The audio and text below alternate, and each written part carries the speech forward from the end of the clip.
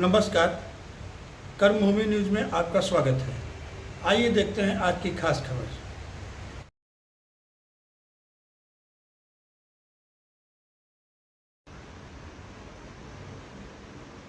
नमस्कार, मैं हूं मनीष अस्थाना।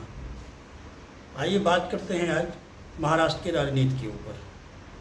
महाराष्ट्र की राजनीति में संकट आए हुए एक सप्ताह से अधिक का समय हो गया है, लेकिन ये राजनीतिक संकट दूर होने का नाम ही नहीं ले रहा है।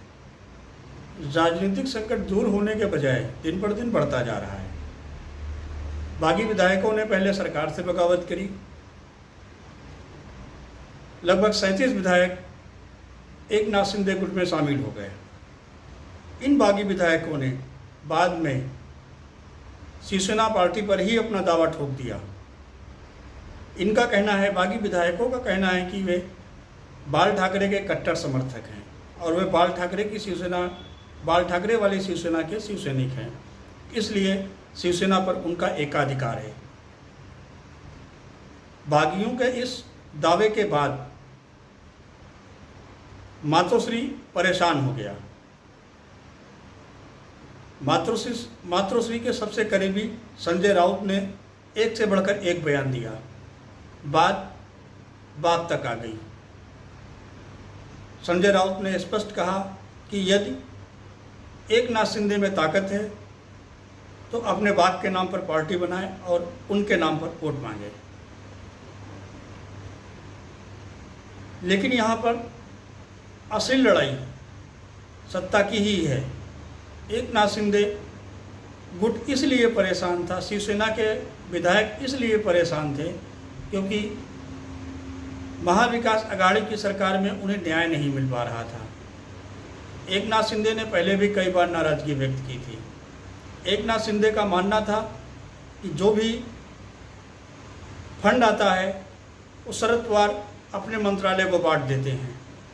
शिवसेना के हाथ में, शिवसेना के मंत्रालयों को कुछ नहीं मिलता है, इसलिए महाराष्ट्र का विकास नहीं हो रहा है। जो विधायक बागी थे उनको सबसे बड़ा डर ये सता रहा था कि आने वाले विधानसभा के चुनाव में या महानगर पालिका के चुनाव में जनता के समक्ष वो वोट मांगने कैसे जाएंगे, क्योंकि जिस समय उद्धव ठाकरे ने महाविकास अघाड़ी के साथ गठबंधन किया था, राष्ट्रवादी कांग्रेस और कांग्रेस के साथ मिलकर सरकार बनाई थी, उस समय हिंदुत्व का मुद्दा शिवसेना के हाथ से चला गया था। बागी विधायकों का डर था यदि हिंदुत्व का मुद्दा ही उनके पास नहीं रहेगा तो किस आधार पर जनता के सामने जाएंगे, क्योंकि पिछले 2.5 सालों में महाराष्ट्र में विकास कार्य कुछ नहीं हुआ है। एक तो कोरोना कारण है, दूसरा कारण सबसे बड़ा है कि महाराष्ट्र में फंड ना आना। केंद्र सरकार की तरफ से महाराष्ट्र को उतना फंड नहीं दिया जा रहा था जितना फंड उसे मिलना चाहिए।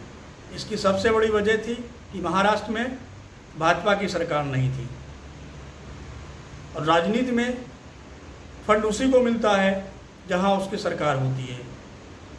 केंद्र सरकार नहीं चाहती कि महाराष्ट्र का सही तरीके से विकास हो, इसलिए महाविकास अघाड़ी को पर्याप्त फंड नहीं दिया जा रहा था। अब एकनाथ शिंदे द्वारा बागी होने के बाद शिवसेना की लड़ाई अब सड़कों पर आ गई है। शिवसेना में 2 गुट आमने सामने हैं।